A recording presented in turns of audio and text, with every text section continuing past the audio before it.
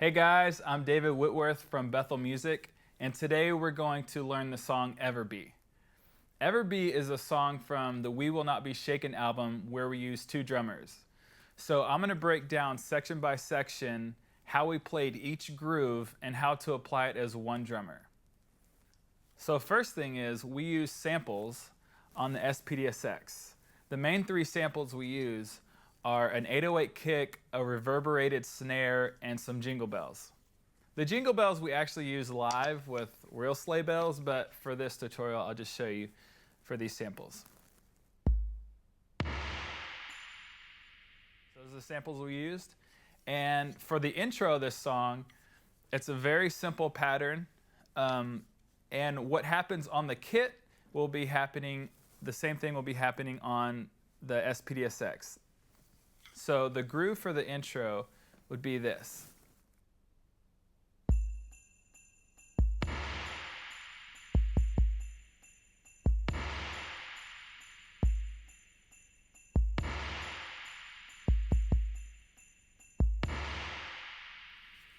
Simple. Now we translate that over to the kit and it sounds like this.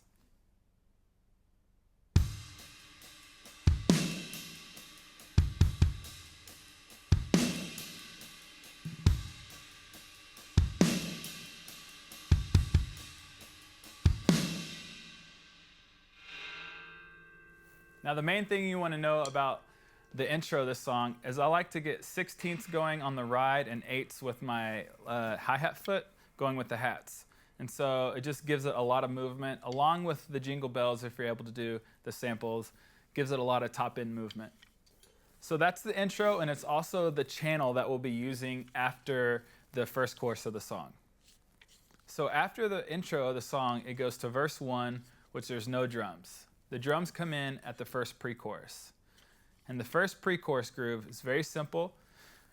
It goes like this.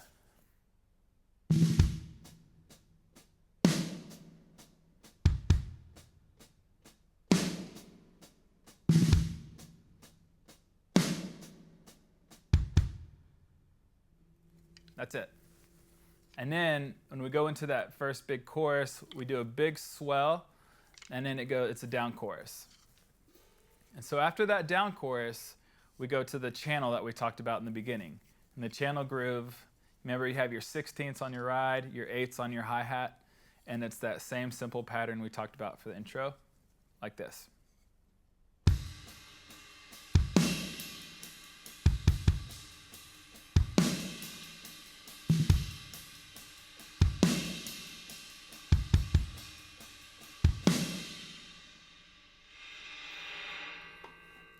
There is that channel, and then from there we go to the second verse. The second verse is a groove we already used for the pre-chorus previously, but we're going to add it to the top of our second verse. But we're going to switch. We're going to go 16th notes on our rims right here. So and 8ths with our kick, so it sounds like this.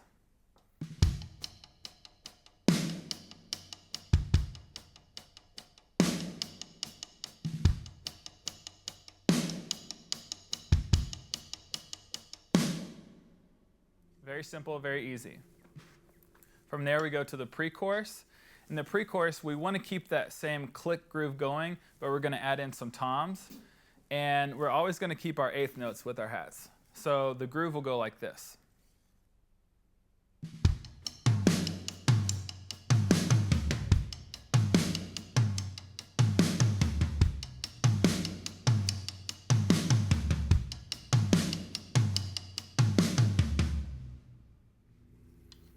So there we have that pre-chorus groove.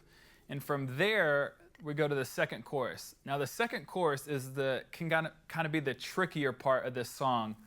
So I'm going to break it down in two grooves. So the first groove is from drummer 1, the second groove is from drummer 2. And I'll show you how to apply it as one drummer at the end of this. So groove number 1 is going to be like this.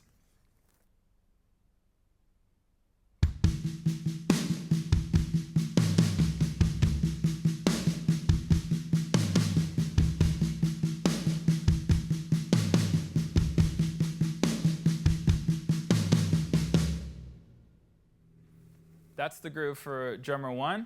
Drummer 2, the groove would be this, much simpler.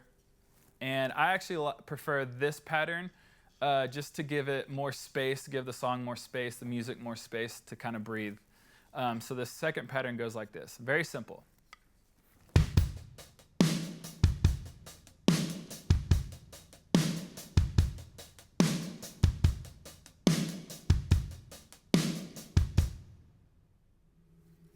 That's it. So for the second chorus, I default in a live setting going to that just to give the song a little more space and just feel. So from there, we go to the bridge section of the song. And the bridge section has two parts. Two parts would be, they're very simple. One thing you should know is we want to keep 4 on the floor the whole time. And then the only thing that switches in this bridge section is the tom pattern. So I'm going to play the first pattern, and then I'll play the second pattern.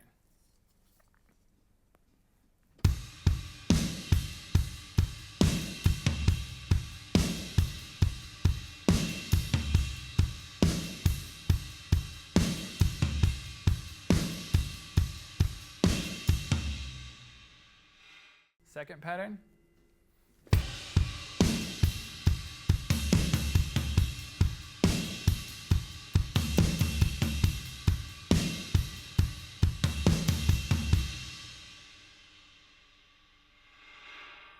So the only thing that switches is the tom pattern.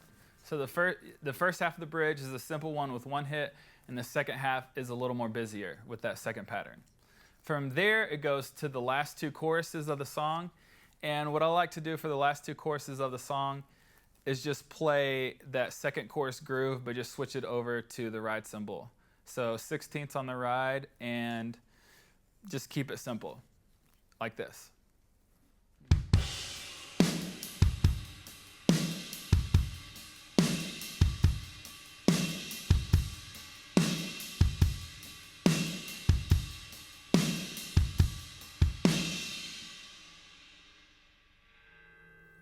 That's it. Those are your main grooves.